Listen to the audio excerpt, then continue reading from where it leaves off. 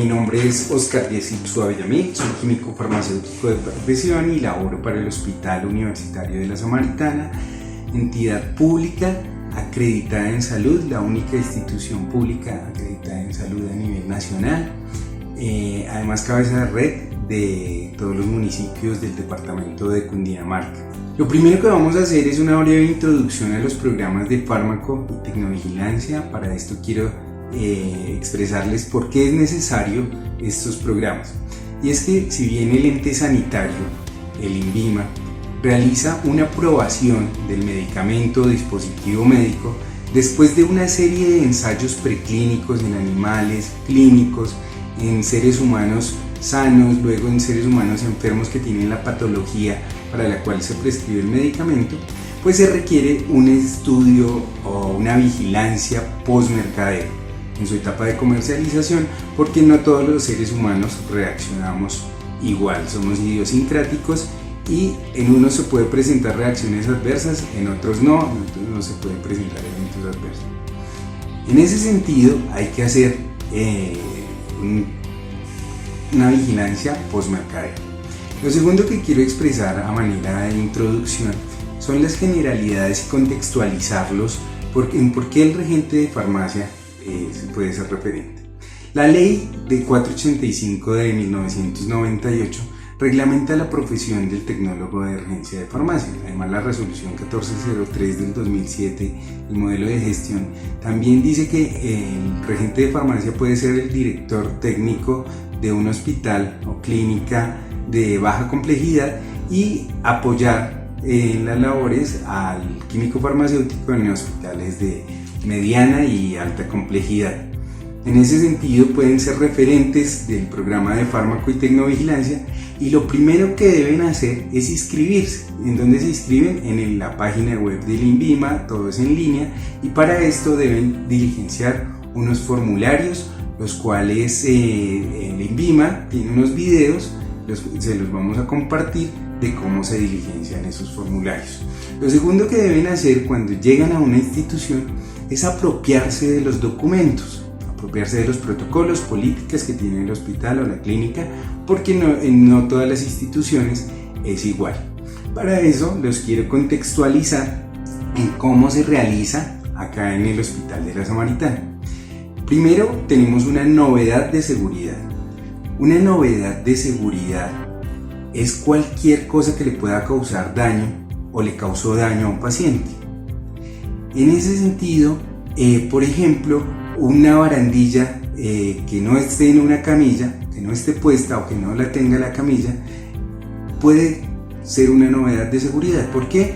Porque si bien puede que se nos haya caído el paciente, pues le causamos un daño, o puede que no se nos haya caído el paciente, pues podemos evitar, si reportamos e informamos, podemos evitar que un paciente se nos vaya a caer y le causemos una lesión o un daño. Luego de que tenemos la novedad de seguridad, debemos reportarla.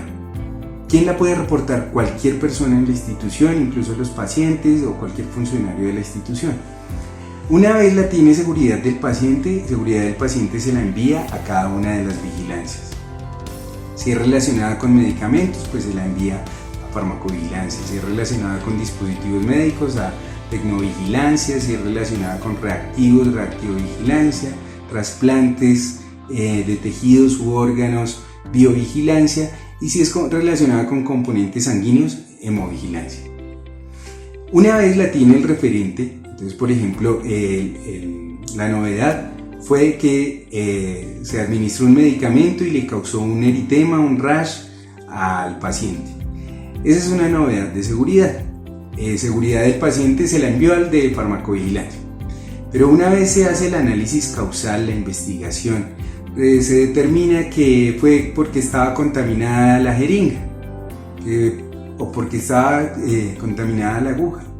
Entonces ya no es de farmacovigilancia, ahora resulta que es de tecnovigilancia. Entonces hay que hacer un análisis causal para determinar cuál fue ese motivo, esa causa por la que se le causó el tema al paciente. ¿Qué se debe hacer con esas novedades de seguridad? Pues una vez las tiene el referente del programa las notifica al ente de control, puede ser al INVIMA, en el caso de Bogotá. En el caso, por ejemplo, de Zipaquirá, entonces es tanto al INVIMA como a la Secretaría de Salud de Cundinamarca, y así dependiendo de cada ente territorial. Además, se deben hacer realizar unas revisiones de alertas y socializarlas. Y bueno, terminando así esta introducción, los dejo con el referente del programa de tecnovigilancia, Eric Bodensiek. Hola a todos, mi nombre es Eric Alejandro Bodensiek, soy farmacéutico encargado o referente del programa de farmacovigilancia en el Hospital Universitario de la Samaritana. Bueno, lo primero que quería comentarles es que es muy importante que el farmacéutico que sea el referente esté inscrito ante el INVIMA para poder hacer los respectivos reportes sobre los eventos adversos presentados por el uso inadecuado de los medicamentos. ¿Cómo se reporta? Bueno, pues hay que hacer una inscripción, como les decía previamente, y luego ingresar a la página para hacer el reporte en línea. Hay que tener muy en cuenta que tienes que tener los datos del paciente, de la novedad del medicamento a la mano, ya que hay un tiempo específico en el cual, si no haces el reporte rápido, pierdes el tiempo y se bloquea. ¿Qué hay que reportar? Bueno, es importante que tengas presente que solo se reportan los eventos adversos.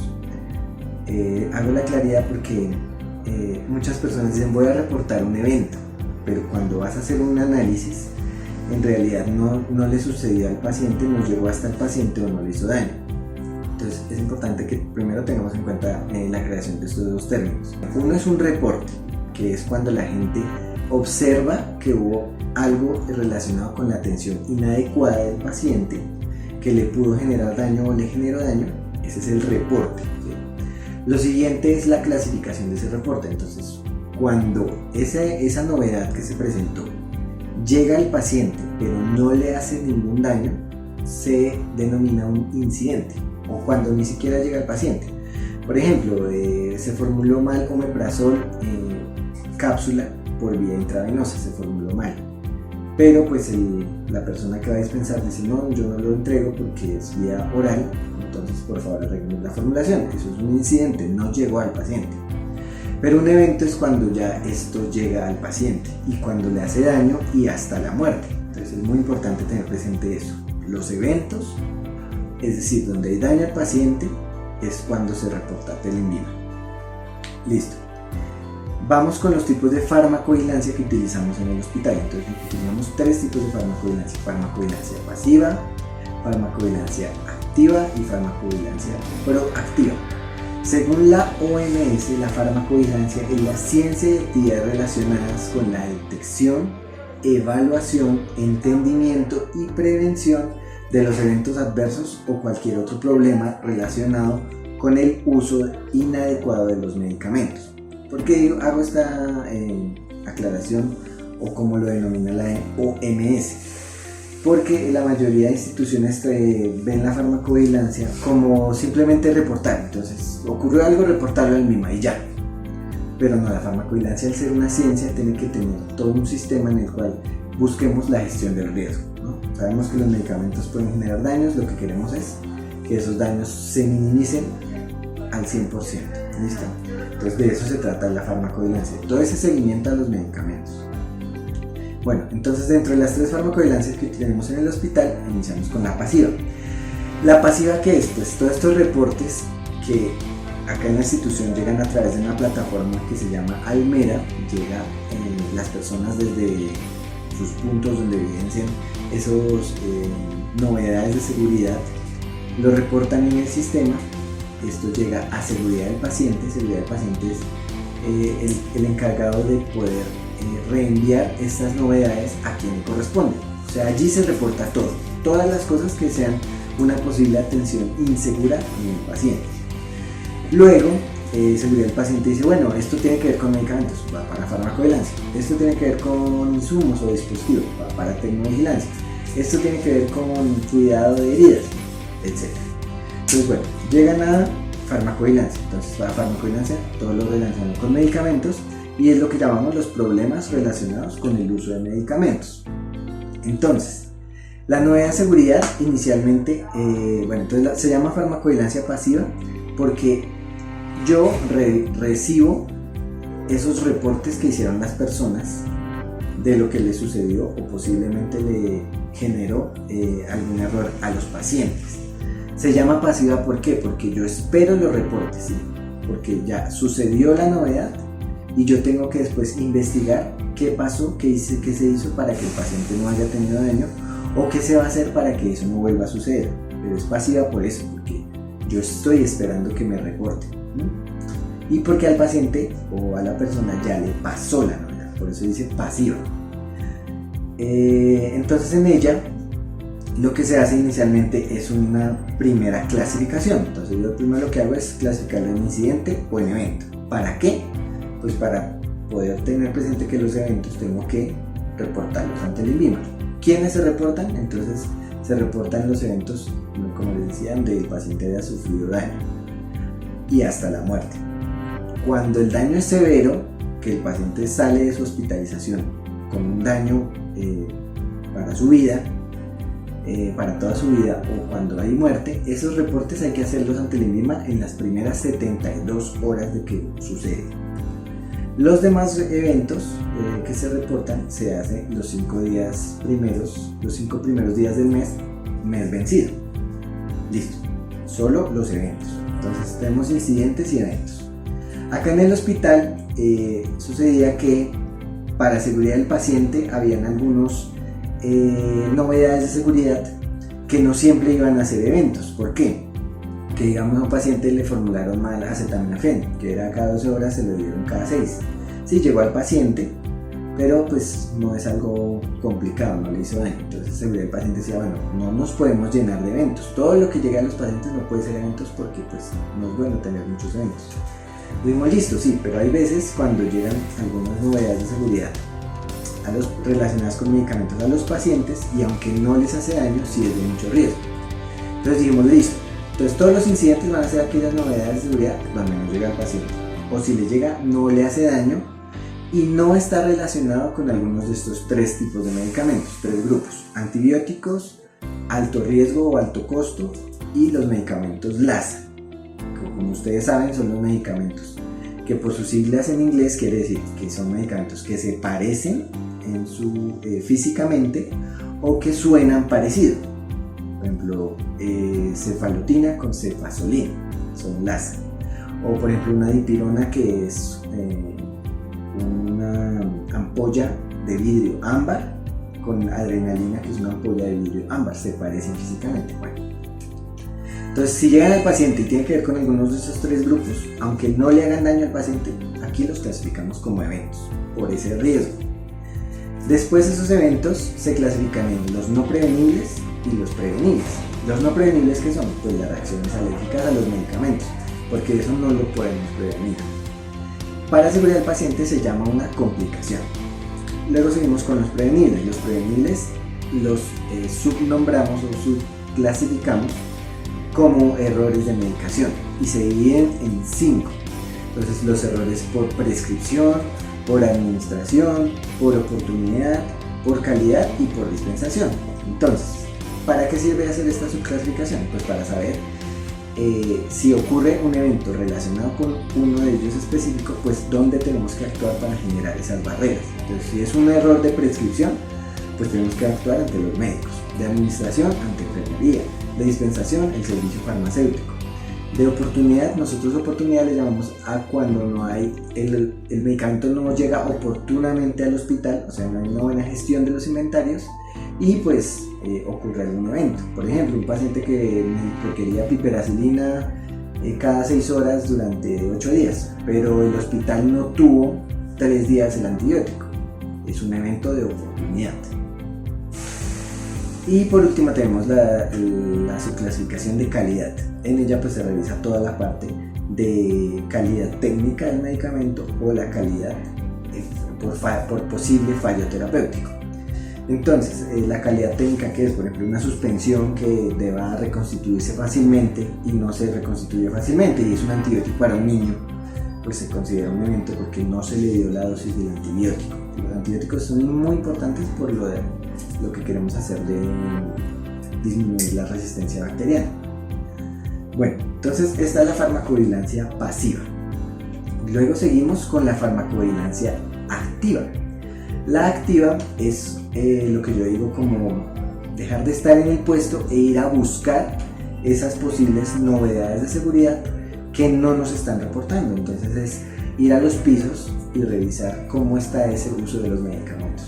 E ir a revisar si hay cosas que de pronto están sucediendo y no están reportando por la plataforma. Por eso se llama activo. Yo voy y busco. ¿Cómo las hacemos aquí en el hospital? Primero, a través de una herramienta que se llama medicamentos de herramienta gatillo. Son esos medicamentos que me permiten a mí evidenciar a través de la formulación que si se formularon fue porque posiblemente hubo un error de medicación. Por ejemplo, los antídotos, la naloxona. A un paciente le administraron naloxona.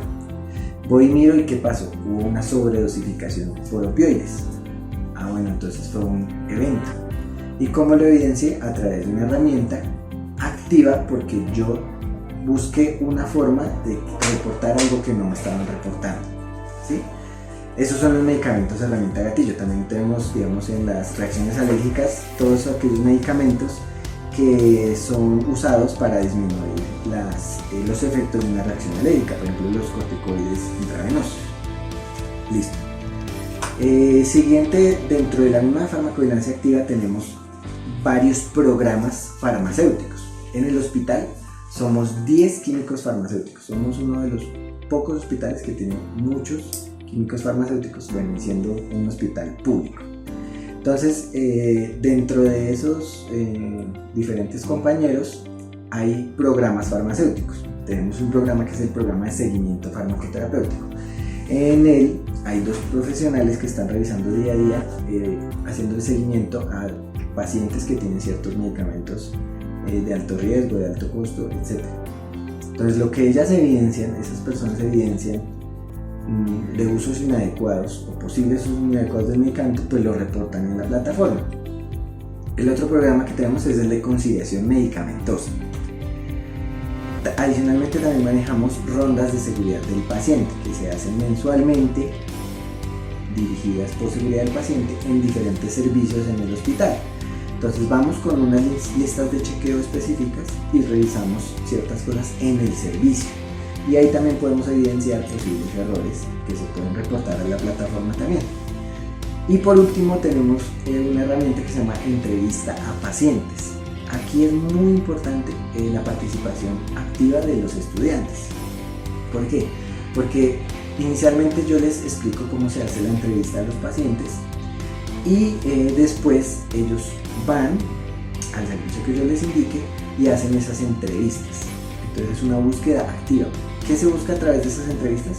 Pues que los pacientes, que son pues, los últimos que tienen que ver con si un medicamento le hizo o no le hizo daño, pues es el paciente, ¿no? Entonces lo que se quiere en esa entrevista es buscar a través de la encuesta si algún paciente tuvo alguna novedad de seguridad relacionada con el uso de los medicamentos. Entonces por eso es una búsqueda activa. Tal vez el paciente tuvo un rash, pero nunca lo reportaron por la plataforma o nunca lo indicaron en la historia clínica. O sea, él lo tuvo, pero no pasó de ahí. Entonces pues la entrevista nos permite evidenciar eso. Entonces es la farmacovigilancia activa, que aunque es activa, pues termina siendo pasiva, porque listo, se reporta y todo, pero pues el paciente lo que nos indica o lo que se evidencia a través de los programas o lo que evidenciamos a través de la herramienta gatillo, pues ya le pasó a los pacientes y se reporta en la plataforma y después toca analizarlo por farmacovigilancia pasiva. Entonces por eso es muy importante la farmacovigilancia proactiva, que es la última que nosotros, digamos que yo trabajo aquí en el hospital. Hay muchas formas de hacerla, es la que lleva más trabajo. ¿Por qué? Porque es revisar, es tener en cuenta todos la gestión del riesgo que hay de los medicamentos. Aquí sí tenemos que revisar cuáles son esos medicamentos que, digamos, por su riesgo, si hay un uso inadecuado, puede llegar hasta la mortalidad de los pacientes. Entonces prevenir, eso sí es prevenir, porque es antes de que se le administre algún medicamento a los pacientes o se haga algún procedimiento terapéutico, ¿qué vamos a hacer nosotros para que eso que puede ser mortal o puede ser muy grave no le suceda a los pacientes? Por eso es proactivo. ¿Cómo lo manejamos acá en el momento? Bueno, hay varias formas, pero una de ellas es a través del seguimiento a las flebitis químicas. Entonces, inicialmente aquí no se tenía claro la clasificación de las flebitis. Entonces se hizo todo un sistema de documentación, de capacitaciones para que las personas tuvieran claro la clasificación de las flebitis. Luego se evidenciaron que existen unos medicamentos que tienen más riesgo de flebitis que otros. Entonces, ya teniendo ese listado de medicamentos, lo que se hizo fue hacer unas herramientas en Excel a través de los reportes que nos genera el sistema de información para poder saber qué pacientes van a poder empezar con ciertos medicamentos, con esos medicamentos de la lista de alto y mediano riesgo, y antes de que al paciente se le administre el medicamento, poder decir, uy, ojo porque ese paciente tiene 2, 3, 4 de alto riesgo, de mediano riesgo. Si usted se los pone por la misma vena, sí o sí le va a dar flebitis. O si se los pone a tal velocidad, sí o sí le va a dar flebitis. Entonces eso sí es prevención, porque es actuar antes de que le suceda al paciente. Pero pues lleva mucho trabajo y mucha constancia, y es necesario que haya personas específicas revisando eso. Aquí pues por eso también yo les quiero comentar que es muy importante que el referente de farmacovigilancia sea alguien específico para ese programa, ¿no? Porque muchas veces que el referente de farmacovigilancia es el de tecno, es el que también es coordinador del servicio, y pues eso le quita la importancia que tiene el programa. Entonces pues muchas gracias.